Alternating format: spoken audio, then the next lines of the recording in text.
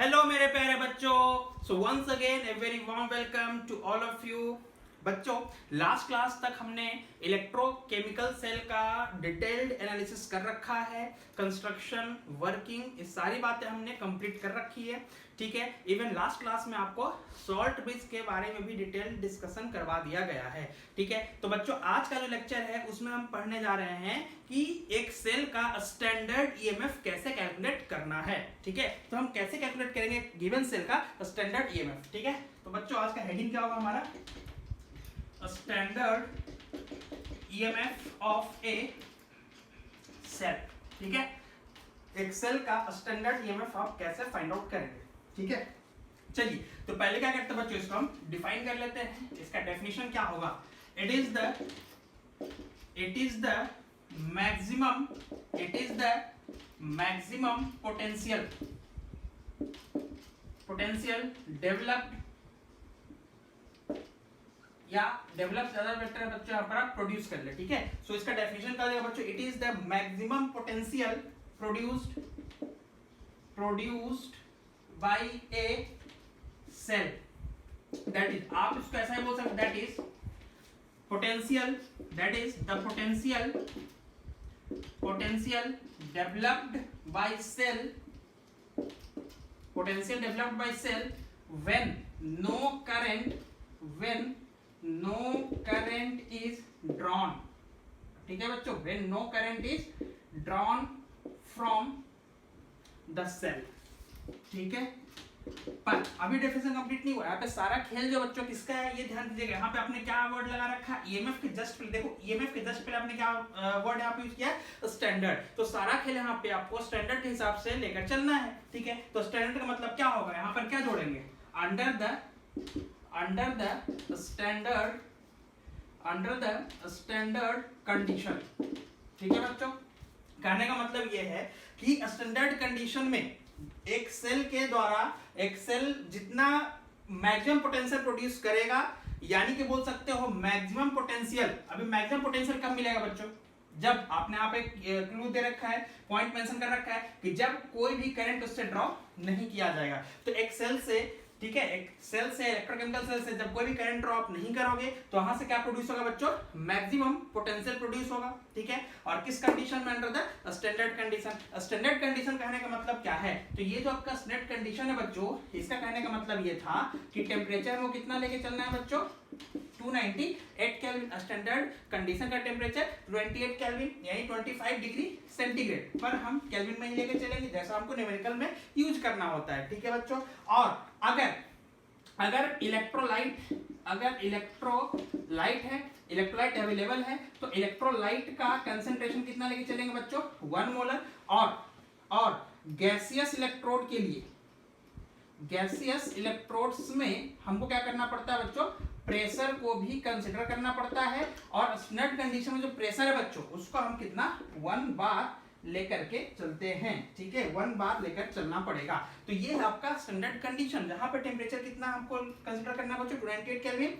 Electrolyte का concentration कितना? 1 molar. और अगर गैसियस इलेक्ट्रोड है, और लिखा मैंने गैसियस इलेक्ट्रोड है, तो उस कंडीशन आपको प्रेशर भी लेकर चलना पड़ेगा। और वो कितना लेकर चलना पड़ेगा बच्चों? आपको 1 बार लेकर चलना पड़ेगा, या कई जगह पर 1 atm भी दिया आपको रह सकता है, दिया मिल सकता है। ठीक है, तो कोई बड़ी बात नहीं है। ठीक है, चलिए, तो ये तो हो गया आपका स्टैंडर्ड कंडीशन में maximum potential developed by the cell। It means when no current is drawn from the cell is known as your standard EMF of the cell। ठीक है बच्चों, चलिए अब इसको हम डिनोट किससे करते हैं? So this is denoted by standard EMF of the cell। जो है बच्चों किससे डिनोट करते हैं? तो EMF of the cell कैसे लिखते हैं बच्चों? E of cell, यही तो होता है। E of cell मतलब क्या होगा? सेल का EMF। और अगर स्टैंडर्ड कंडीशन यहाँ पे है बच्चों, तो यहाँ पर आपको क्या लगाना पड़ेगा? नॉट लगाना पड़ेगा, ई नॉट ऑफ सेल। ठीक है, तो ये जो नॉट लग गया ना, यही सिर्फ क्या कर रहा है बच्चों? डिफाइन कर रहा है किसको? स्टैंडर्ड कंडीशन को शो करेगा। ठीक है, चलिए, तो ये हो गया आपको डिनोट करने का तरीका, ई नॉट ऑफ सेल। ठीक है, और ये नॉट जो है क्या बता रहा है? स्टैंडर्ड कंडीशन बता रहा है। स्टैंडर्ड कंडीशन क्या है ये मैंने आपको यहाँ पे बता दिया कि स्टैंडर्ड कंडीशन क्या होता है। ठीक है, चलिए अब हम बच्चों इसको एक एग्जांपल के थ्रू समझते हैं। ठीक है, कि यहाँ पे जो आपने लिखा है कि इलेक्ट्रोलाइट का कंसंट्रेशन कितना होना चाहिए, यहाँ पे कंसंट्रेशन लिख सकते हैं, लिख लीजिए। इलेक्ट्रोलिटिक कंसंट्रेशन कितना बच्चों? 1 मोलर। और गैसियस इलेक्ट्रोड के टर्म्स में प्रेशर भी लेके चलो 1 बार। ठीक है, चलिए इसको चलते हैं एग्जांपल से समझ लेते हैं। ठीक है, तो एक एग्जांपल लेके चलते हैं बच्चों। मान लीजिए हमारे पास क्या है, कॉपर और सिल्वर दो हाफ है, ठीक है, एक कॉपर हाफ सेल है और एक सिल्वर हाफ सेल है, ठीक है। तो एक एग्जांपल लेके चलते हैं बच्चों, कॉपर एंड क्या बोला मैंने बच्चों, silver, copper and silver half cell है, ठीक है। इसको मिला करके हमको क्या बनाना है बच्चों, एक इलेक्ट्रोकेमिकल सेल बनाना है, ठीक है बच्चों। चलिए, तो कौन बनेगा एनोड, कौन बनेगा कैथोड, ये सब जो सिंपल जो जनरली मतलब बोल सकते हो कि जिस पे रिपीटेड क्वेश्चंस पूछे जाते रहे वो आपको डायरेक्टली याद होना चाहिए, ठीक है। तो कॉपर और सिल्वर में से बच्चों अगर आप देखेंगे तो एनोड कौन बनता है बच्चों, तो एनोड बनता है कॉपर, कैथोड बनता है, कैथोड कौन होता है बच्चों, सिल्वर। कैसे हमने चेक किया, तो ये मैंने आपको पहले बता दिया बच्चों, पहले बता रखा है, सो चेक कैसे कर। चलिए मैं फिर से फटाफट रिवाइज करा दूं, तो देखिए क्या करना होता है बच्चों, हमको दोनों के एसआरपी स्टैंडर्ड रिडक्शन पोटेंशियल को हम चेक करते हैं, ठीक है। तो कॉपर के लिए कितना होता है बच्चों, Cu2 पॉजिटिव टू Cu कितना होता है बच्चों, ये प्लस 0.34 वोल्ट, और सिल्वर के लिए एसआरपी की वैल्यू कितनी होती है बच्चों, प्लस 0.80 वोल्ट। देखिए मोस्ट प्रोबेबली जो होता है ना, ये सारे वैल्यूज आपको क्वेश्चन में दिए होते हैं, पर जिंक, ये चीज मैं लास्ट क्लास से बोला था, उसके पहले ही बोला है, हर एक लेक्चर में बोलता हूँ। जिंक हो गया, सिल्वर हो गया, कॉपर हो गया, मैग्नीशियम हो गया, क्लोरीन, ब्रोमीन, आयोडीन, फ्लोरीन, इन सब की वैल्यू आपको, इन सब की एसआरपी वैल्यू आपको नहीं भी दिया जा सकता है, तो उस कंडीशन आपको याद होना चाहिए, ठीक है। चलिए सिल्वर के लिए कितना होता है, एसआरपी की वैल्यू कितनी होती है बच्चों, ये प्लस ऑफ 0.80 वोल्ट। ये आप चेक कर लो, रिडक्शन हो रहा है मतलब, और स्टैंडर्ड कंडीशन में, so standard reduction potential reduction ही है, so again this is your SRP. क्या बोला था बच्चों, कैसे आइडेंटिफाई करो कौन एनोड कौन कैथोड, जिसका एसआरपी क्या होता है बच्चों, जितना ज्यादा होता है उसमें रिड्यूसिंग टेंडेंसी उसकी उतनी ज्यादा होती है, जिसका एसआरपी ज्यादा वही पहले रिड्यूस होगा, और जो रिड्यूस होगा बच्चों, जहां पर रिडक्शन पहले होगा वो आपका क्या बनेगा बच्चों, कैथोड बनेगा। तो अब आप बताओ कि इसमें और इसमें कौन सी वैल्यू बड़ी है, ऑब्वियसली ये वाली वैल्यू बड़ी है, ये वैल्यू बड़ी है, मतलब इसमें Ag पॉजिटिव का रिडक्शन फास्ट होगा एज कंपेयर टू किससे, Cu2 पॉजिटिव से। यानी कि बच्चों इसमें अगर रिडक्शन प्रोसेस फास्ट है, ये रिडक्शन अगर फास्ट है, मतलब बात समझ में आ गई कि सिल्वर क्या बनने वाला है आपका, कैथोड, क्योंकि कैथोड पर ही क्या होता है, रिडक्शन। तो इसका ऑप्शन नहीं बचा, तो इसको हर हाल में क्या बनना पड़ेगा बच्चों, इसको हर हाल में क्या बनना पड़ेगा बच्चों, एनोड टर्मिनल, जहां पर क्या होता है, ऑक्सीडेशन होता है। सो कॉपर जो है बच्चों क्या होगा आपका एनोड, और सिल्वर क्या होगा बच्चों आपका कैथोड, ठीक है। चलिए, तो ये सारी बातें तो हमने आपको पहले बता रखी है, इसमें कोई नई बात तो थी नहीं, ठीक है। चलिए, तो इसको हम हटा रहे हैं और आगे चलते हैं। हम थे कहां पर और कहां पहुंचे, चलो कोई बात नहीं। हम थे क्या कि जो हम स्टैंडर्ड कंडीशन डिफाइन किए हैं उसके बारे में बात कर रहे हैं, ठीक है। चलिए, तो कॉपर का डीप किस में करोगे बच्चों, ये तो आपका रॉड है ना, कॉपर का रॉड है, इसको डीप किस में करोगे, चलो मान लेते हैं नाइट्रेट सॉल्यूशन लेके चलते हैं, ठीक है, कोई भी आप लेके चल सकते हो। तो ये होगा आपका नाइट्रेट, कॉपर नाइट्रेट, और ये सिल्वर का डीप किस में करोगे, ये तो आपका रॉड हो गया, इसको आप किस में डीप करोगे, खुद के इसके आयन कंटेंट इलेक्ट्रोलाइटिक सॉल्यूशन में।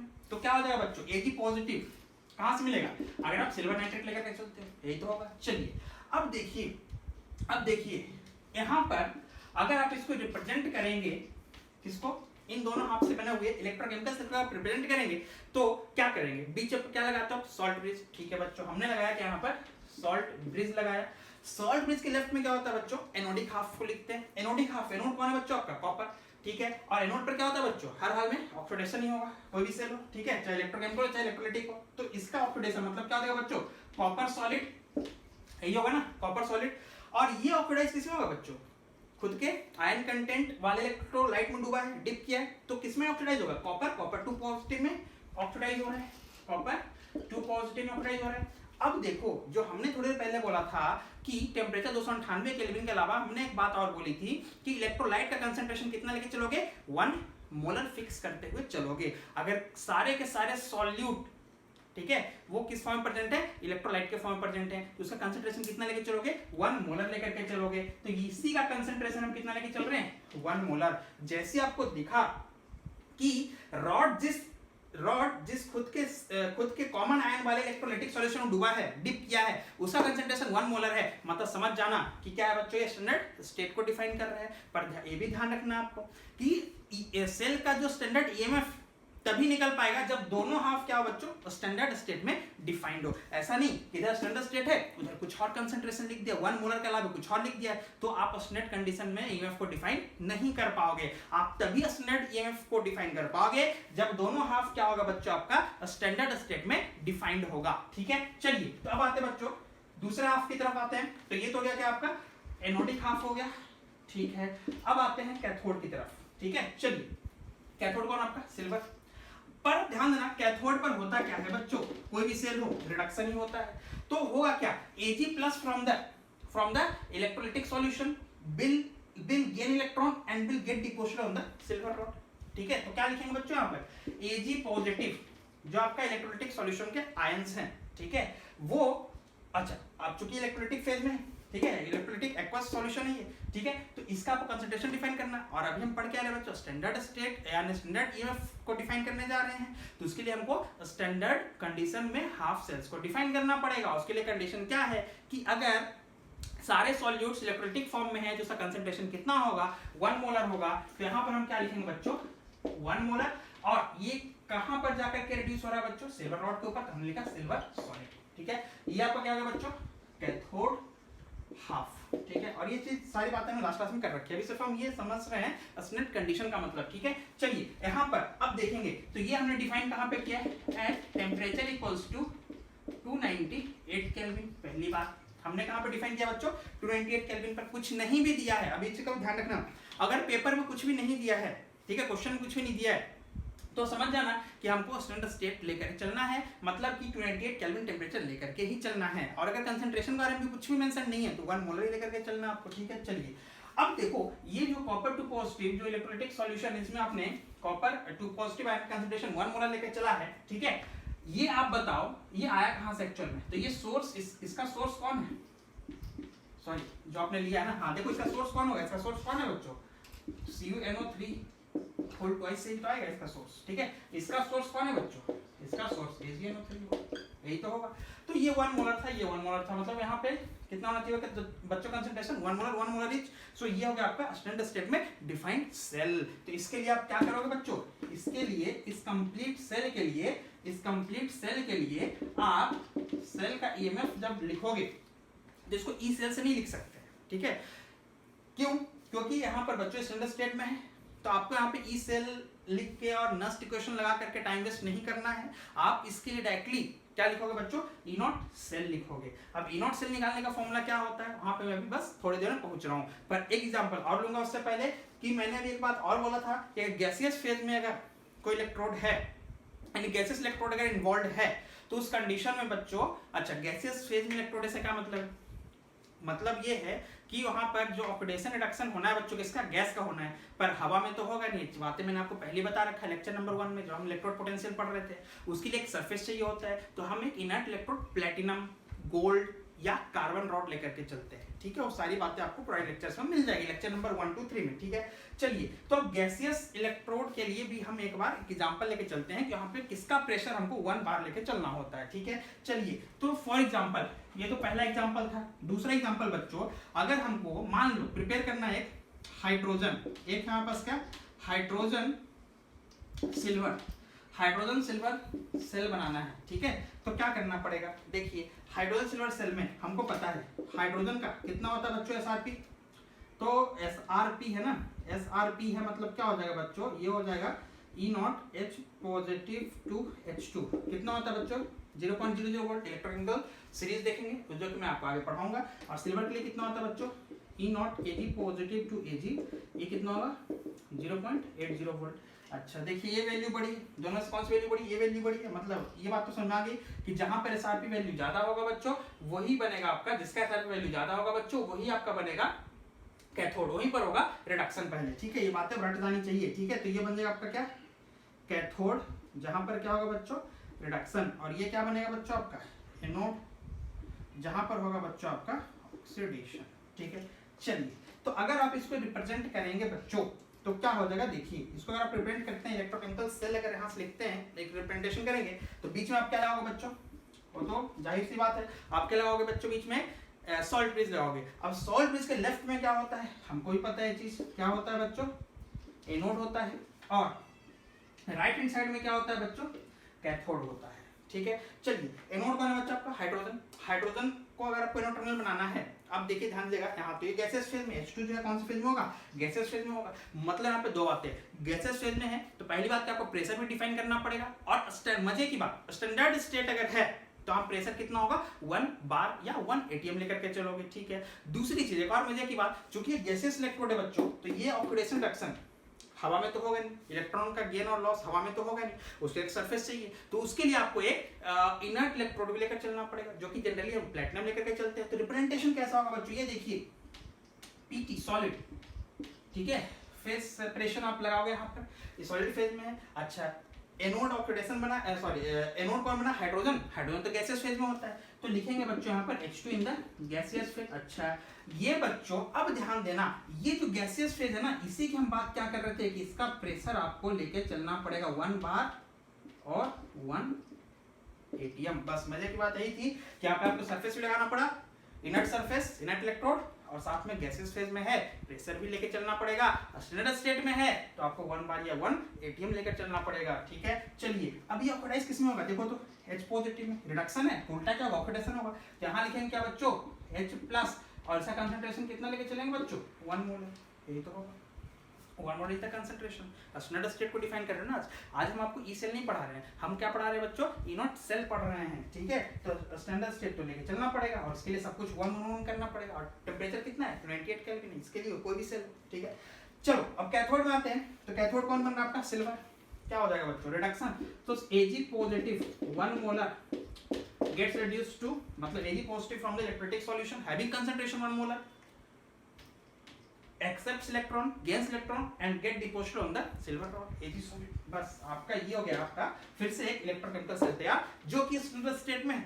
आप चेक करो इलेक्ट्रोलाइट का कंसंट्रेशन, इलेक्ट्रोलाइट का कंसंट्रेशन और गैसियस फेज में जो इलेक्ट्रोड आपने यूज किया है, ठीक है, वो उसका प्रेशर कितना है 1 बार और 1 ATM. So again this is, ये भी क्या है बच्चों, ये भी एक सेल है, पर कौन से स्टेट में है, स्टैंडर्ड स्टेट को डिफाइन कर रहा है, ठीक है। तो इसके लिए भी जो बच्चों आप निकालोगे ईएमएफ, वो आम ईएमएफ नहीं कहलाएगा, कॉमनली यूज्ड ईएमएफ नहीं कहलाएगा, क्या कहलाएगा, स्टैंडर्ड ईएमएफ कहलाएगा, ठीक है। तो इसके लिए भी क्या निकालना पड़ेगा बच्चों आपको, ई सेल नहीं, ई सेल नहीं कहलाएगा, क्या कहलाएगा, इनॉट सेल कहलाएगा, ठीक है। तो बस इतनी सी बात होती है इनॉट सेल के बारे में, ठीक है। अब चलिए फटाफट हम क्या करते हैं बच्चों, इसको इनॉट सेल अब निकालते कैसे हैं, ठीक है। तो हम फटाफट कैलकुलेट करते हैं इनॉट सेल को, ठीक है। क्या फॉर्मूला होता है, ठीक है। और अगर आप देखोगे बच्चों तो कहीं ना कहीं ये नस्ट इक्वेशन का ही एक नेक्स्ट वर्जन हो जाएगा, क्योंकि जब सारे इलेक्ट्रोलाइट और सारे इलेक्ट्रोलाइट कंसंट्रेशन को 1 मोलर और प्रेशर को 1 एटीएम 1 बार रखोगे तो अपने आप क्या होगा बच्चों, ई सेल जो है इनॉट सेल के बराबर हो जाता है, ठीक है। ये मैं आपको लास्ट में बताऊंगा, और नहीं तो फिर जब नस्ट इक्वेशन पढ़ेंगे तो ये बात अपने आप प्रूफ हो जाएगी, ठीक है। अभी के लिए सिर्फ हम क्या कर रहे हैं, इनॉट सेल देख रहे हैं, ठीक है। चलिए तो इनॉट सेल हम कैसे निकालेंगे, तो बच्चों देखो इनॉट सेल निकालने के कई सारे तरीके होते हैं, हालांकि सबसे आंसर आपको सेम ही आएगा, आपकी इच्छा आपकी मर्जी, आप उसको कैसे निकालोगे। पर देखो चूंकि क्वेश्चन में हमेशा आपको एसआरपी वैल्यू दिया होता है, या कभी कोई कंफ्यूज करने के लिए एसआरपी की जगह एसओपी भी दिया हो सकता है, और आईयूपीएसी ने जो डिफाइन किया बच्चों, पूरा टेबल जो डिफाइन कर रखा है इलेक्ट्रोकेमिकल सीरीज का, वो भी आपका एसआरपी ही डिफाइन कर रखा है, मतलब रिडक्शन के टर्म्स में डिफाइन कर रखा है। तो कोशिश हमेशा करें कि रिडक्शन वाले फॉर्मूले को यूज करें, ठीक है। बाकी आपके ऊपर है, आपको जो अच्छा लगे आप उससे कर सकते हो, सबसे आंसर आपको सेम मिलना है, ठीक है। चलिए सो इनॉट सेल कैसे निकालते हैं, इसका सिंपल फॉर्मूला होता है बच्चों, E naught reduction potential plus E naught oxidation potential, ठीक है बच्चों। चलिए तो अब बोलोगे ये क्या, बहुत सिंपल भाई, एक तरफ क्या reduction potential, E naught reduction potential मतलब standard reduction potential, plus E naught oxidation potential मतलब स्टैंडर्ड ऑक्सीडेशन पोटेंशियल, ठीक है। पर अब ध्यान रखना बच्चों कि रिडक्शन कहां पर होता है, ये बताओ रिडक्शन कहां पर होता है, कैथोड पर। ये बातें रट जानी चाहिए अब तक, ठीक है, और समझ में आ चुकी होगी आपको बातें, क्योंकि 2-3 लेक्चर्स अपन यही कॉमन बातें कर रहे थे, ठीक है। चलिए तो रिडक्शन कहां पर होता है बच्चों, ये बताना, रिडक्शन कहां पर होता है, ये होता है कैथोड पर, है ना। तो रिडक्शन पोटेंशियल जो आप लिखेंगे कहां का लिखेंगे बच्चों, कैथोड का लिखेंगे, ठीक है। अच्छा ये बताओ कि ऑक्सीडेशन कहाँ पर होता है बच्चों, ऑक्सीडेशन प्रोसेस कहाँ पर होता है, एनोड पर।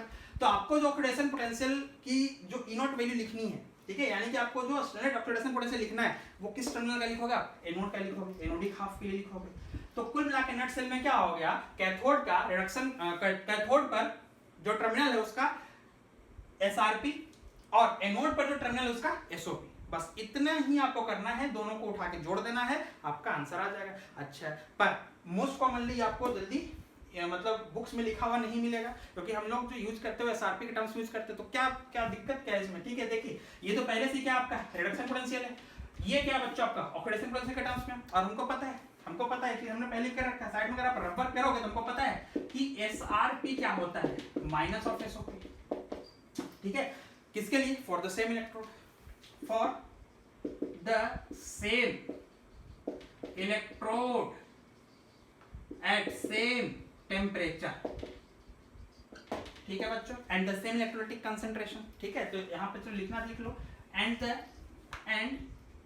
द सेम इलेक्ट्रोलिटिक कंसंट्रेशन, ठीक है बच्चों, for the same electrode at the same temperature and the same electrolytic concentration. क्या होता है बच्चों, SRP equals to minus of SOP, ठीक है। चलिए तो आप स्टैंडर्ड ऑक्सीडेशन पोटेंशियल को आप क्या लिख सकते हो, minus of standard reduction potential लिख सकते हो, ठीक है। क्या करना, माइनस को लेकर के आ जाओ। सो देयरफॉर बच्चों एक तो ये हो गया, और एक तरीका तो ये हो गया निकालने, दूसरा तरीका मैंने क्या बोला, बस देखना आपको नजर का फेर है ये, ठीक है। देखना आपको लगा ये फॉर्मूला वो फॉर्मूला, अरे सब फॉर्मूला एक ही है, सब एक ही जगह से डिराइव होकर के आए, सो आपको सेम ही आंसर देगा, ठीक है। चलिए तो क्या हो जाएगा बच्चों, ये तो ऐसे रहने जो रिडक्शन के टर्म्स में, तो ई नॉट रिडक्शन पोटेंशियल कहाँ का बच्चों, कैथोड का, माइनस एनोड पर होता था ऑक्सीडेशन, तो ऑक्सीडेशन पोटेंशियल लेके चलते थे। पर अगर आपको रिडक्शन के टर्म्स में लिखना है, बोलोगे इधर रिडक्शन लिखा है इधर भी रिडक्शन लिखते हैं, तो ठीक है ना, आप ऑक्सीडेशन को चेंज करना रिडक्शन में, क्या करना है, माइनस साइन बस लगाना है, वैल्यू तो ही रहना, बस माइनस साइन लगा देना था आपको। तो बच्चों ये क्या हो जाएगा, plus of minus oxidation equals to क्या होगा, माइनस ऑफ रिडक्शन, तो minus of E naught reduction potential, minus of E naught reduction potential कहां पर का बच्चों, एनोड का, यही तो होगा। एनोड का ऑक्सीडेशन पोटेंशियल को आपने क्या लिखा है, एनोड का रिडक्शन पोटेंशियल। तो बच्चों क्या करना होता है, ऑक्सीडेशन को रिडक्शन में बदलते हो ना, सिर्फ एक माइनस साइन लगता है, आपको मैंने पहले बता रखा है, ठीक है। तो फाइनली क्या हो जाएगा बच्चों, यहाँ पे अलग से स्टेप लिखने की जरूरत नहीं है, आपने यहाँ तक देख लिया। अब क्या होगा, प्लस माइनस माइनस ही होगा, तो हम एक काम करते हैं, क्या करते हैं, ये प्लस माइनस को डायरेक्टली क्या लिख दे बच्चों, यहाँ क्या लिख दें, बीच में माइनस साइन लिख देते हैं, बस ये भी आपका एक फॉर्मूला हो गया। तो बच्चों आप कोई फॉर्मूला यूज करो, ये करो, दोनों में से कोई भी कर लो, आंसर आपको वही मिलना है, ठीक है। बस देखने का अपना अपना नजरिया है, जो आपको अच्छा लगे वो आप कर सकते हो, ठीक है। चलिए अब इसका एक और चीज, ये तो है आपका ई नॉट वैल्यू। अच्छा एक मोस्ट इंपोर्टेंट बात, ठीक है, जो क्या गया आपको मिलेगा भी आगे बताऊंगा, ठीक है, पर अभी ये मिल चुका है, ई नॉट की वैल्यू आपने कैलकुलेट करने का तरीका देख रखा है। तो एक काम और कर लेते हैं, देखिए अब देखिए यहाँ से क्या होगा, ई नॉट की वैल्यू जो है, ई नॉट सेल की वैल्यू जो है बच्चों, वो क्या क्या हो सकता है, क्या हो सकता है, या तो पॉजिटिव आएगा या तो नेगेटिव आएगा, ठीक है। जीरो तो नहीं होगा ना, जीरो क्यों नहीं होगा बच्चों ई नॉट सेल, क्योंकि आप सोचो कि जब दोनों टर्मिनल अलग अलग है, मतलब कि एक बना है किसी और मटेरियल का, एक सिल्वर है एक आयरन है, एक सिल्वर है एक कॉपर है, एक जिंक है कॉपर है, जब अलग अलग मटेरियल का बना बच्चों, तो ई नॉट वैल्यू तो दोनों की अलग होगी, तो दोनों कभी सेम हो नहीं सकते, दोनों कभी सेम नहीं हो सकते, तो इसका डिफरेंस जीरो नहीं होगा, या तो ग्रेटर देन जीरो आएगा या तो लेस देन जीरो आएगा। तो ई नॉट सेल बच्चों अगर क्या हो जाए, ग्रेटर देन जीरो हो जाए, यानी क्या हो जाए बच्चों, E naught cell greater than zero मतलब कि सेल का स्टैंडर्ड कंडीशन में ईएमएफ जो है, यानी maximum potential of the cell when no current is drawn from it, क्या हो जाए, पॉजिटिव वैल्यू अटेन कर ले। इसका क्या मतलब है, इसका मतलब क्या है कि cell is feasible, cell is feasible मतलब सेल बनाया गया है और वो फिजिबल है, फिजिबिलिटी मिली है, काम कर रहा है 100% वो काम कर रहा है, आपको पॉजिटिव आउटपुट दे रहा है, ठीक है बच्चों। या बोल सकते हो, और सेल रिएक्शन इज स्पॉन्टेनियस, ठीक है। अब स्पॉन्टेनियस क्या होता है, आपने क्लास 11 में थर्मोडायनेमिक्स में पढ़ रखा है, ठीक है। तो सेल रिएक्शन इज स्पॉन्टेनियस, ठीक है। चलिए यानी और बोल सकते हो, और भी बोल सकते हो, एक बात तो ये हो गई, एक बात तो ये हो गया, और बोल सकते हो, और सेल रिएक्शन टेक प्लेस ठीक है, बात हुई स्पॉन्टेनियस मतलब क्या है, सेल्फ ड्राइवन है, सेल रिएक्शन होता रहेगा, ठीक है। चलिए दूसरा क्या हो सकता है, अगर लेस देन 0 हो जाए बच्चों, यानी कि ई नॉट सेल की वैल्यू क्या हो जाए, लेस देन 0 हो जाए, मतलब नेगेटिव वैल्यू, इसका मतलब है कि cell is not feasible, cell is not feasible, मतलब सेल वर्किंग कंडीशन में नहीं है, सेल काम नहीं करेगा, कोई मतलब नहीं है ऐसे सेल बनाने का, मार्केट आप बेच नहीं पाओगे ऐसे सेल को, ठीक है। और cell reaction is non spontaneous, ठीक है बच्चों, cell reaction is non spontaneous और सेल रिएक्शन नहीं होगा, ठीक है। चलिए ये तो आगे बातें आपके स्टैंडर्ड ईएमएफ की डेफिनेशन, सेल रिप्रेजेंटेशन और आपका कैसे हमको इनॉट सेल की वैल्यू फाइंड आउट करनी। अब हम चलते हैं बच्चों कुछ क्वेश्चंस की तरफ, ठीक है, तीन चार अच्छे न्यूमेरिकल्स आप करने की कोशिश करते हैं, ठीक है। तो फर्स्ट क्वेश्चन से देखना स्टार्ट करेंगे। तो फर्स्ट क्वेश्चन क्या होगा बच्चों, देखिए एकदम सिंपल से स्टार्ट करते हैं बच्चों। फॉर एग्जांपल पहला क्वेश्चन क्या दे रखा है, find the value of E naught cell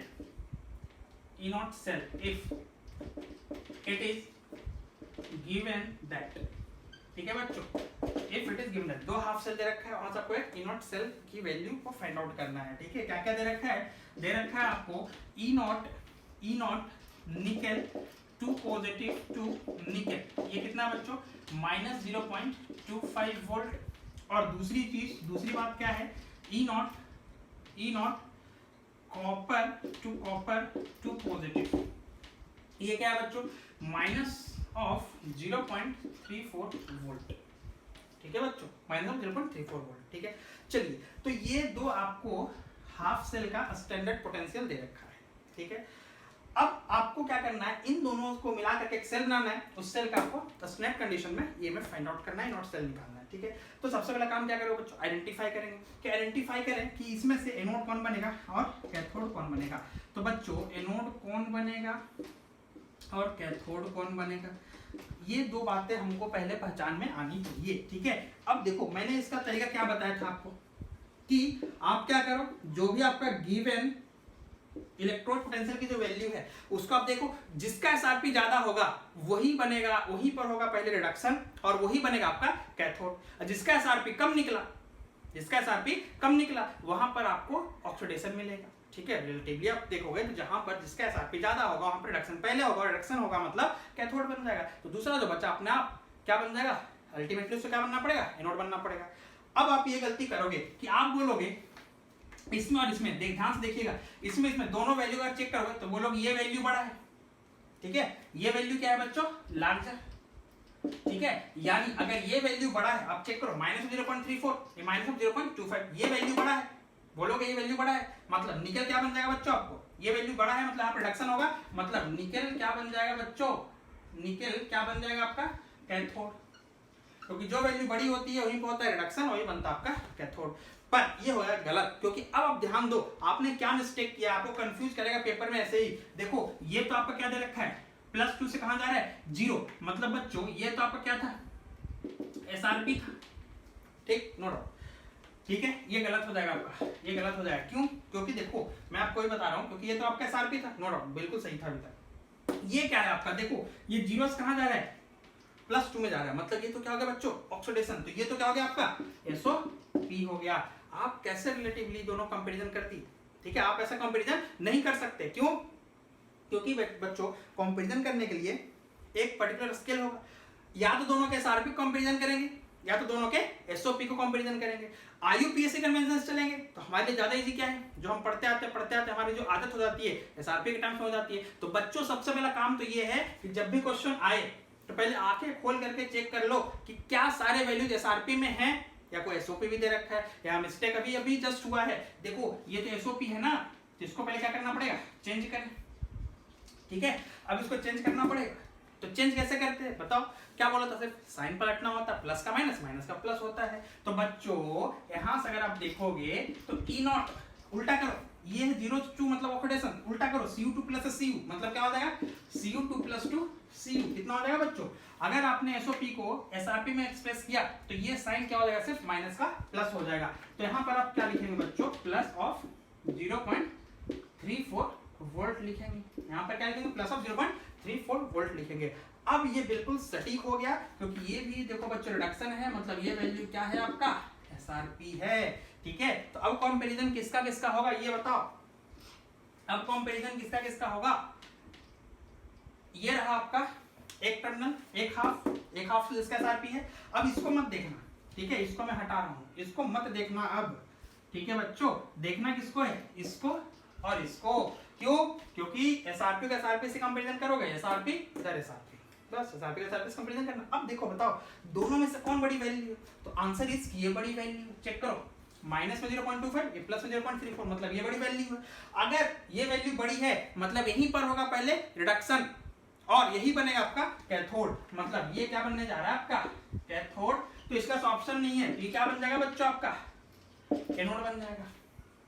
बस आपको मिल चुका है। एनोड कौन है बच्चों? आपका निकल। और कैथोड कौन है बच्चों? आपका कॉपर। सिंपल सा लॉजिक है बच्चों, बार रिपीट कर रहा हूं। जिसका SRP बच्चों जितना ज्यादा होता है वहीं पे रिडक्शन सबसे पहले होगा, और रिडक्शन का मतलब कौन सा टर्मिनल बनेगा? वो कैथोड बनेगा। तो सामने वाले का ऑप्शन नहीं, सामने वाले के पास ऑप्शन बचा नहीं है, एनोड बनना पड़ेगा, उसको ऑक्सीडेशन करवाना पड़ेगा वहां पर। ठीक है, चलिए अब देखिए यहां से आप बनाइए ई नॉट से, तो क्या हो जाएगा? ई नॉट क्या लिखते हैं? रिडक्शन कहां का? अभी मैंने आपको बताया था ना, कैथोड का, माइनस ई नॉट रिडक्शन कहां का बच्चों? एनोड का। बस वैल्यू पुट करिए। कैथोड कौन है आपका? ये देखिए, हाँ कैथोड कौन है आपका? कॉपर है। कॉपर है मतलब कैथोड कॉपर है, कॉपर का SRP। ठीक है, SRP कितना है? 0.34 है, तो लिखेंगे 0.34 माइनस एनोड का रिडक्शन पोटेंशियल। एनोड कौन है आपका? देख लो निकल है, और ये दिया रिडक्शन पोटेंशियल, उठा के कॉपी कर दो। ठीक है, तो क्या हो जाएगा बच्चों? उठा कॉपी कर दो, minus of 0.25, so minus of 0.25, तो ये कितना हो जाएगा? 0.34 प्लस 0.25, मतलब ये हो गया 9.5, 0.59 वोल्ट इज योर आंसर। तो ये आपका हो गया ई नॉट सेल की वैल्यू हो गई। ठीक है, तो बस ये काम करना होता है। चाहते तो इसको 2 सेकंड में कर लिए होते, कैसे? सिंपल फॉर्मूला लिखते और कैलकुलेट कर लिए होते, पर मैंने क्वेश्चन को थोड़ा सा उल्टा किया, एक का SRP एक का SOP दिया, ताकि जिससे आप अपने दिमाग का थोड़ा एक्सरसाइज कर सको कि हमको एग्जाम में किन गलतियों से बचना है। ये गलती होगा, ऐसे सिंपल क्वेश्चन आजकल पूछे आते हैं। ठीक है, ई नॉट निकालने आ भी सकता है, नहीं भी, पर समझो कि यहाँ से डेल्टा जी पूछ सकता था, gives frequency change for the process पूछा सकता था आपसे। तो क्या है? डेल्टा जी इक्वल्स टू क्या कर लिए होते? डेल्टा आर जी नॉट की वैल्यू क्या हो जाएगी? माइनस NF ई नॉट से। अब आप बताओ बच्चों, ये फॉर्मूला का यूज कर पाते और सही आंसर कैसे निकालते? अगर आपका ई नॉट से ही गलत हो जाए तो ये फॉर्मूला किस काम का आपके लिए? कोई काम का नहीं है फिर। ठीक है, तो पहले तो आप ई नॉट निकालना सीख लो, फिर हम आगे जैसे जैसे बढ़ते जाएंगे तो आपको हम वहां तक भी लेकर के जाएंगे, पूरे चैप्टर कवर करेंगे। ठीक है, चलिए, तो ये तो क्या आपका ई नॉट निकालने का तरीका, जिसमें हमने एग्जांपल लिया, जिसमें एक में SRP एक में SOP, कंपैरिजन करना है एक स्केल पर, तो दोनों SRP लेकर चलेंगे। ठीक है, चलिए अब चलते हैं बच्चों सेकंड क्वेश्चन की तरफ। सेकंड क्वेश्चन क्या बोल रहा है देखिए, और ये जो सेकंड क्वेश्चन हम करने वाले हैं बच्चों, ठीक है, चलिए एक और ऐसे क्वेश्चंस करते हैं, उसका बाद आते हैं एक अच्छे क्वेश्चन की तरफ। ठीक है, फॉर एग्जांपल यहाँ पर क्या दे रखा है question, again find E naught of cell if E naught क्या दे रखा है यहाँ पर? E naught magnesium two positive to magnesium equals to minus 2.37 volt. ठीक है, और एक दे रखा है बच्चों E naught sodium positive to sodium, random कोई एक वैल्यू उठा लिया आपने 2.71 वोल्ट। ठीक है, चलिए अब इसमें हमको निकालना क्या फर्क E naught सेल। ठीक है, अब एक काम करते हैं, ई नॉट सेल की वैल्यू क्या होती है बच्चों, कैसे निकालते हैं? सो ई नॉट रिडक्शन कहाँ का? कैथोड का, minus E not, sorry reduction के नाम से चल रहे हैं ना, कोई दिक्कत नहीं है, ई नॉट रिडक्शन कहाँ पर? एनोड। ठीक है, चलिए अब कैथोड एनोड पहचानिए, वैल्यू पुट करिए, रिडक्शन पोटेंशियल के वैल्यूज पुट करिए दोनों में। ठीक है, चलिए अब देखिएगा बच्चों कौन बनता है कैथोड, बताना थोड़ा। तो सिंपल सा लॉजिक है बच्चों, जिसका SRP जितना ज्यादा होगा, जिसका SRP सबसे ज्यादा होगा, वही पर रिडक्शन सबसे पहले होगा और वही बनेगा कैथोड। तो बच्चों दो ही वैल्यूज हैं, आपको थोड़ी सी मैथमेटिक्स आती है, दोनों में से कौन सी वैल्यू बड़ी है? ये वैल्यू बड़ी है, इसका मतलब बच्चों ये बनेगा कैथोड, ये वैल्यू बड़ी है, मतलब यहाँ पर होगा पहले रिडक्शन, मतलब Mg2+ will get reduced to magnesium faster with respect to किसके, सोडियम के, ठीक है। तो यहाँ पर रिडक्शन तो कैथोड, तो इसका ऑप्शन नहीं है, इसको बनना पड़ेगा, एनोड बनना ही पड़ेगा।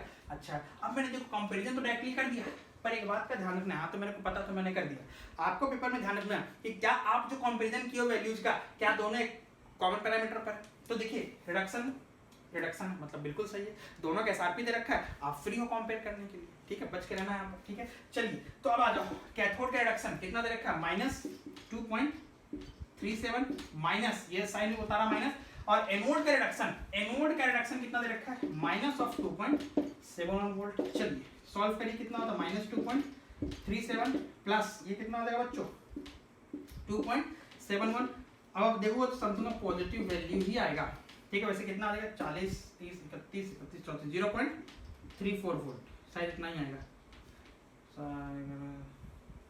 हाँ इतना आएगा बच्चों। तो कितना हो जाएगा बच्चों, ये E0 सेल की वैल्यू कितनी हो जाएगी, +0.34 वोल्ट हो जाएगा, ठीक है। तो ऐसे करके आपको निकालना है, आप चेक करो, दोनों एसआरपी दिया, एक एसआरपी है, एक एसओपी है, दोनों एसओपी है, ठीक है। तो कन्वर्जन करके आप एक पैरामीटर पे लाओ, कंपेरिजन करो, ज्यादा बड़ा वैल्यू कौन है, इसकी वैल्यू बड़ी होगी वही कैथोड में, इसकी वैल्यू छोटी हो, क्या बन जाएगा आपका एनोड। आपको दोनों को क्या करना है, सिंपली कैथोड माइनस एनोड कर देना है, ठीक है। चलिए थर्ड क्वेश्चन में आते हैं, जो कि जनरली ज्यादातर स्कूल एग्जाम में पूछा जाता है, पर आजकल का भरोसा नहीं, ठीक है। नीट वगैरह में तो आजकल बहुत सिंपल क्वेश्चन पूछे जाने लगे हैं, नीट जेडब्ल्यू मेंस में, वहां भी ये चीज पूछा जा सकता है, ठीक है। क्वेश्चन क्या है बच्चों, can be store copper sulphate solution in पहला एक है जिंक कंटेनर और दूसरा है बच्चों सिल्वर कंटेनर, ठीक है बच्चों। Can be store copper sulphate solution zinc container और दूसरा है सिल्वर कंटेनर, ठीक है। चलिए तो बारी बारी से चलेंगे बच्चों, सॉल्यूशन एक ही तरफ आते हैं। एक केस कौन सा है, जिंक कंटेनर वाला है, ठीक है। तो एक केस है हमारा बच्चों जिंक कंटेनर वाला है, ठीक है। तो देखिए जिंक कंटेनर में आपको क्या बोला गया स्टोर करने के लिए, कॉपर सल्फेट, ठीक है। तो यहां से अगर ये रिएक्शन हो, इफ पॉसिबल, यहां पर मैं लिख रहा हूं इफ पॉसिबल, अगर पॉसिबिलिटी है, ठीक है, तो क्या होगा, जिंक जो है क्या करेगा, कॉपर को डिस्प्लेस करके जिंक सल्फेट और प्लस साथ में क्या कॉपर डिस्प्लेस होगा copper in the solid phase, कुछ ऐसी बनेगी, ठीक है। कुल मिलाकर के बच्चों नट सेल में हम बोल सकते हैं कि ऐसा zinc solid plus copper two positive aqueous, इधर क्या बन गया, zinc two positive aqueous phase plus copper solid, ठीक है। स्टैंडर्ड स्टेट में लेके चलेंगे तो 1 मोलर मान लेते हैं, ये तो कितना मान लेंगे बच्चों, 1 मोलर मान लेंगे, ठीक है। अब देखो कुल मिलाकर के मजे की बात, ये आपका क्या बन गया ऑक्सीडेशन हाफ, ये क्या बन गया बच्चों आपका रिडक्शन हाफ, ठीक है, यही है ना। अच्छा इनका E0 वैल्यू क्या होता है, तो जिंक के लिए अगर आप देखोगे बच्चों, जिंक के लिए अगर आप देखोगे तो कितना होता है -0.76 वोल्ट एसआरपी की वैल्यू, और कॉपर के लिए कितना होता है, ये होता है +0.34 वोल्ट होता है, यही है ना। अच्छा अब देखो इसमें से एनोड कौन है कैथोड कौन है, तो वो आपको यहाँ पर डिसाइड करने की जरूरत नहीं है, वो तो पहले से ही आपको दिख रहा है कि बच्चों यहाँ पर हो रहा है क्या ऑक्सीडेशन, यहाँ पर क्या हो रहा है बच्चों रिडक्शन, मतलब यहाँ से तो पहले क्लियर है ना बच्चों, ऑक्सीडेशन किसका है, जिंक का है, कहाँ पर होता है, ठीक है। तो ये आपका ऑक्सीडेशन हो रहा है कहाँ पर, जिंक पर, मतलब एनोड कौन बन रहा है बच्चों, एनोड बन रहा है आपका जिंक, और कैथोड कौन बन रहा है बच्चों आपका कॉपर। आप चेक करो एक बार, एनोड कौन है जिंक है, कैथोड कौन होगा आपका कॉपर, जहां पे रिडक्शन होगी क्या होगा आपका कैथोड होगा, ठीक है। चलिए अब हमको पता है दोनों का E0 भी पता है, अगर हम निकाले बच्चों E0 ऑफ सेल कैसे निकालते हैं, तो E0 रिडक्शन कहाँ का, कैथोड का, माइनस E0 रिडक्शन कहाँ का बच्चों, एनोड का। चलिए वैल्यूज अगर हम पुट करते हैं तो वैल्यूज कितना कितना होगा, कैथोड कौन है आपका कॉपर, ठीक है। तो कॉपर का आपका रिडक्शन पोटेंशियल कितना है बच्चों 0.34 वोल्ट है। अच्छा माइनस रिडक्शन कहाँ हो रहा है, एनोड कौन है आपका जिंक का आपको क्या लेना है एसआरपी, और ये भी एसआरपी है, ठीक है। तो क्या आ जाएगा बच्चों -0.76, मतलब ये हो गया बच्चों +1.10 वोल्ट।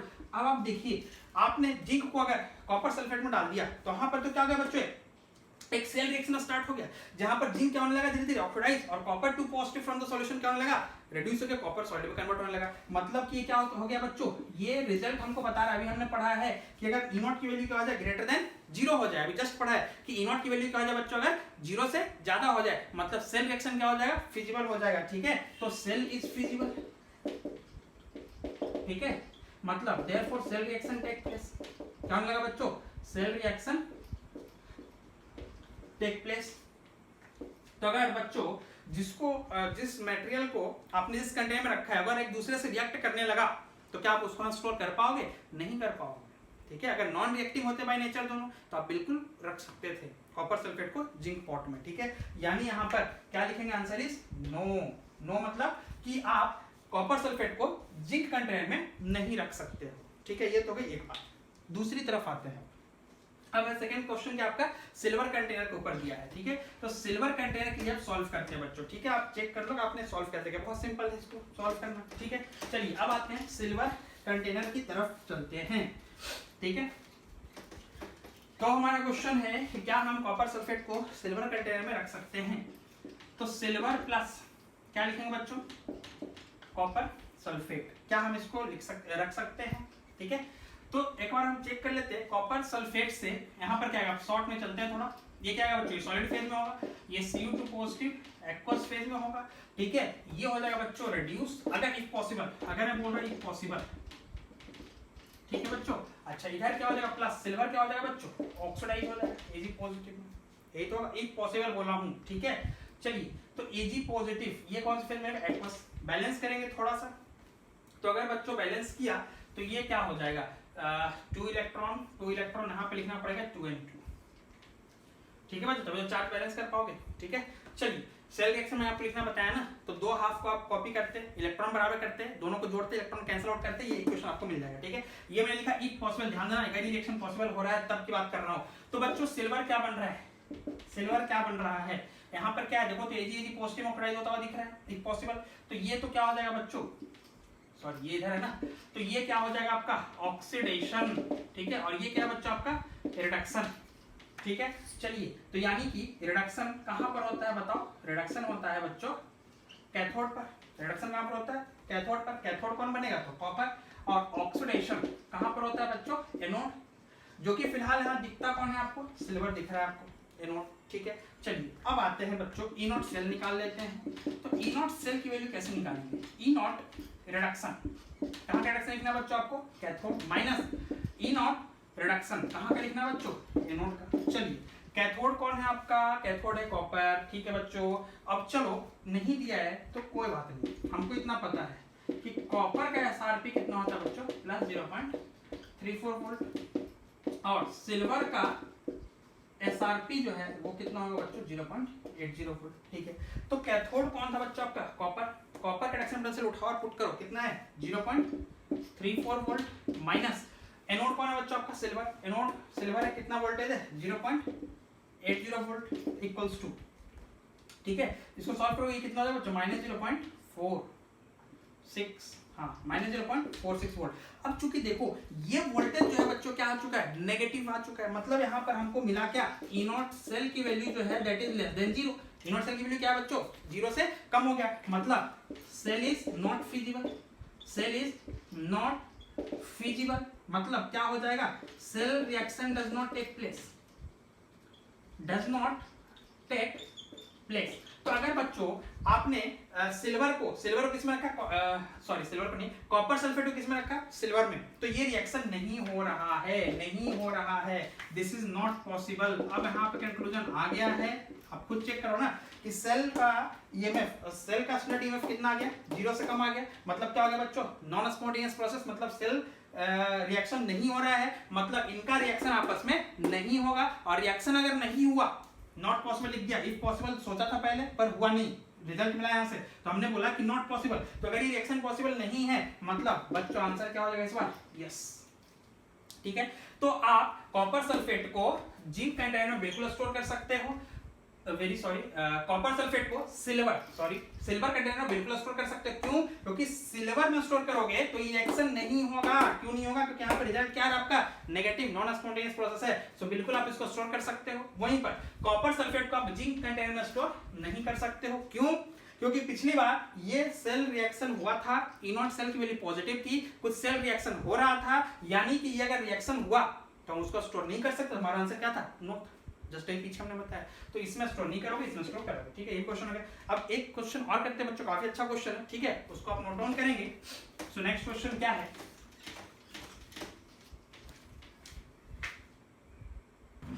चलिए बच्चों, सो ये क्वेश्चन जो भी हम करने वाले थे, काफी अच्छा क्वेश्चन है ये। इसमें क्या बोल रखा है देखिए, इसमें 4 अलग अलग हाफ सेल दे रखा है, 1 half cell, 2 half cell, 3 half cell, 4 half cell, 4 अलग अलग हाफ सेल दे रखा है। और आपको इसे बोला है कि इसमें से किन 2 सेल को कंबाइन करके एक इलेक्ट्रोकेमिकल सेल बनाएं, एक कंप्लीट सेल बनाएं, जिससे आपको मैक्सिमम पोटेंशियल मिलेगा, मैक्सिमम सेल पोटेंशियल मिलेगा, मतलब मैक्सिमम ईएमएफ वहां से प्रोड्यूस हो, ठीक है। चलिए, तो ऐसे क्वेश्चन को करने के लिए हम क्या करेंगे बच्चों? मैक्सिमम पोटेंशियल है, मैक्सिमम पोटेंशियल हो, मैक्सिमम ईएमएफ हो, ठीक है। तो क्या हो जाएगा? ई नॉट सेल, हम क्या निकालेंगे बच्चों? कुछ भी दे नहीं रखा तो हम क्या लेके चलेंगे? स्टैंडर्ड कंडीशन लेके चलेंगे। और ई नॉट सेल यहाँ पर वैसे भी देखोगे तो सारी वैल्यूज ना नॉट लगा के दे रखा है, मतलब स्टैंडर्ड कंडीशन में दे रखा है। सो ई नॉट की वैल्यू क्या हो जाएगी बच्चों? यहाँ पे ये बताओ कैसे निकालते थे, याद करो। जस्ट हमने क्या बोला है, रिडक्शन के टर्म्स में चलेंगे। तो E naught reduction cathode minus E naught reduction anode. मैं यहाँ पूरा लिखूंगा, नहीं तो आप कंफ्यूज करोगे कि सी जो है यहाँ पर ये वाला सी है, ये सी वाला हाफ और ये ए वाला हाफ, ऐसा नहीं है। C for cathode, A for anode, ठीक है। चलिए, ये तो नोटेशन है एबीसीडी। अब आप देखो, आपको बोला क्या है, ये देखो यहाँ पर मैक्सिमम, ये वर्ड यूज कर रहे हैं मैक्सिमम, मतलब आपको ये क्या चाहिए बच्चों? मैक्सिमम चाहिए, मैक्सिमम चाहिए, ठीक है। ये मैक्सिमम कब होगा? तो आप देखो, ये वैल्यू जो है किसी 2 क्वांटिटी का डिफरेंस है, ठीक। और डिफरेंस में आपको मैक्सिमम चाहिए, मतलब क्या है? ये वैल्यू मैक्सिमम हो जाए और ये वैल्यू क्या हो जाए? माइनस होने वाला पार्ट क्या हो जाए? मिनिमम। मतलब सिंपल सा लॉजिक है, ये मैक्सिमम तभी मिलेगा जब ये क्या हो जाए बच्चों? मोर एंड मोर पॉजिटिव हो, ठीक है। और ये वैल्यू क्या हो बच्चों? क्या बोल सकते हो? हाई वैल्यू बोल दो, ऐसा बोल लो कि ये वैल्यू क्या होना चाहिए? मैक्सिमम होना चाहिए। और ये वैल्यू क्या होना चाहिए?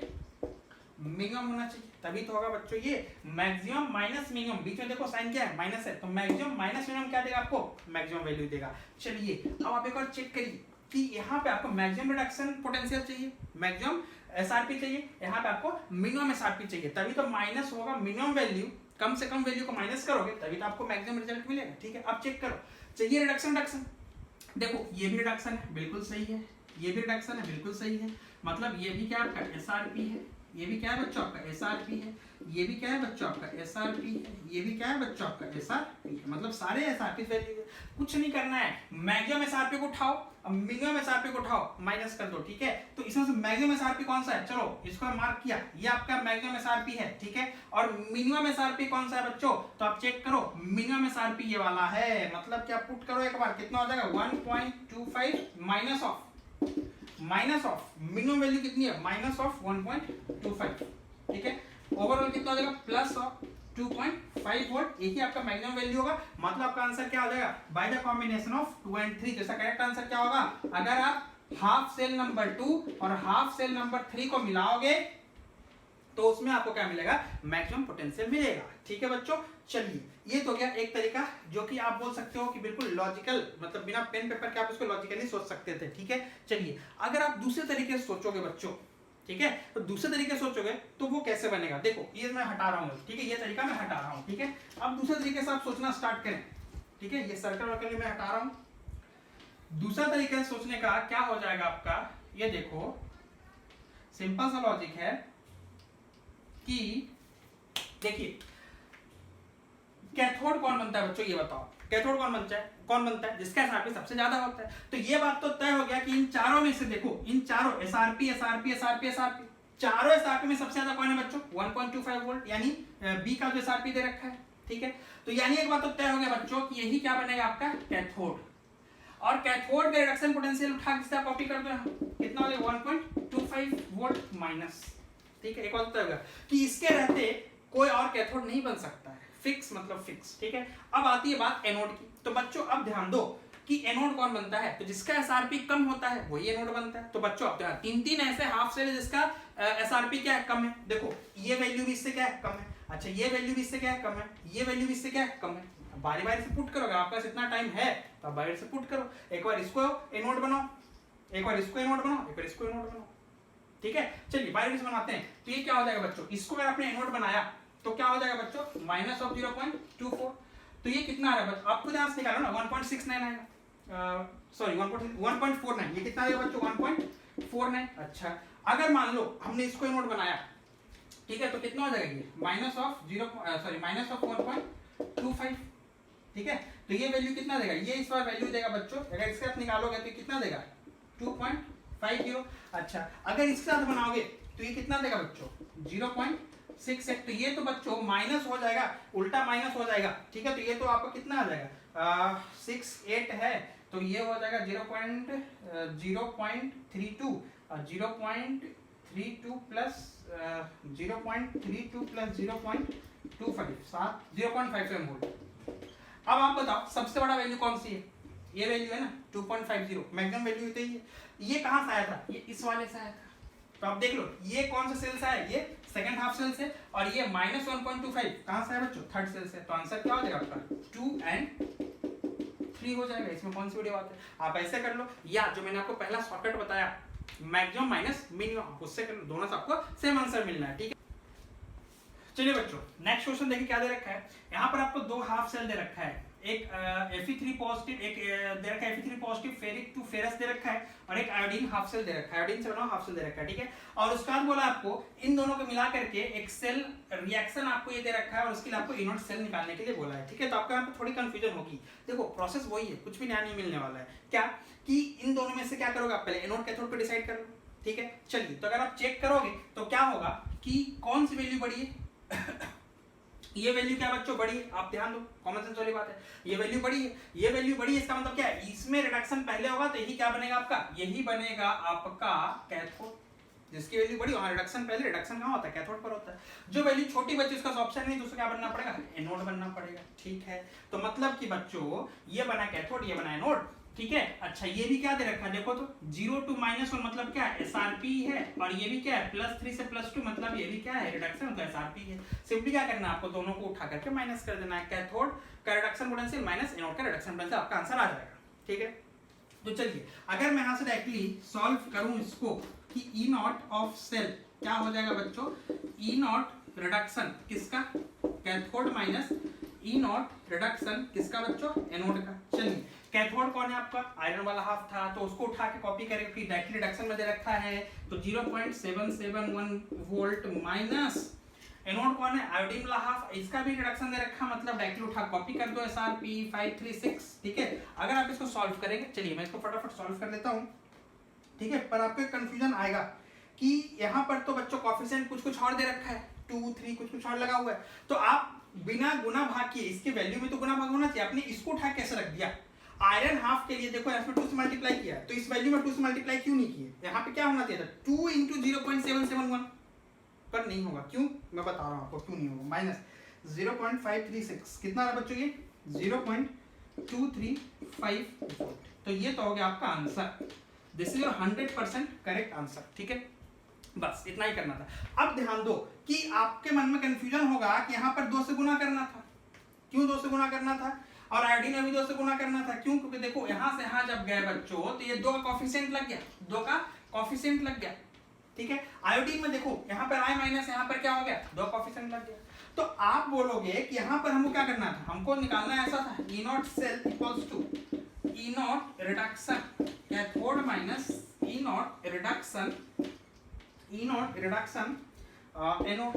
अब बोलो कैथोड, कैथोड कौन है बच्चों, जहाँ पे रिडक्शन होगा, ये वैल्यू बड़ा था, रिडक्शन ले लीजिए, ठीक है। यहाँ देख लो रिडक्शन हो रहा है, ठीक है। तो ये तो है 2 मोल, और यहाँ दिया कितना है, देखो तो 1 ही मोल के लिए करस्पॉन्डिंग दिया, ये देखो आयरन फेरिक आयन कितना 1 मोल है ना, फेरस 1 ही है, यहाँ फेरिक और फेरस 2 है। तो आप बोलोगे यहाँ पर जितना वैल्यू दिया है ना उसको हम 2 से गुना करने into 0.771 minus of something something. बच्चों ये काम भूल के भी मत करना, बड़ा सा क्रॉस लगा लो, क्यों, क्योंकि बच्चों ध्यान देना, हमने चीज पढ़ रखा है कि ई सेल या ई नॉट सेल जो है बच्चों, या ई सेल जो है बच्चों, ये किस बात पे डिपेंड करता है, या बोल सकते हो ई सेल भी छोड़ो अभी, इलेक्ट्रोड पोटेंशियल, किसकी बात करूं मैं, इलेक्ट्रोड पोटेंशियल, ये आपको कहां मिलेगा, हेडिंग ही देख लो, टॉपिक ही देख लो, इलेक्ट्रोड पोटेंशियल, लेक्चर नंबर 1 में जाएंगे आपको मिल जाएगा। इलेक्ट्रोड पोटेंशियल की जो वैल्यू है बच्चों, ये सिर्फ किस पे डिपेंड करता है, पहला मेटेरियल, दूसरा टेम्परेचर, और तीसरा कंसंट्रेशन ऑफ इलेक्ट्रोलाइट।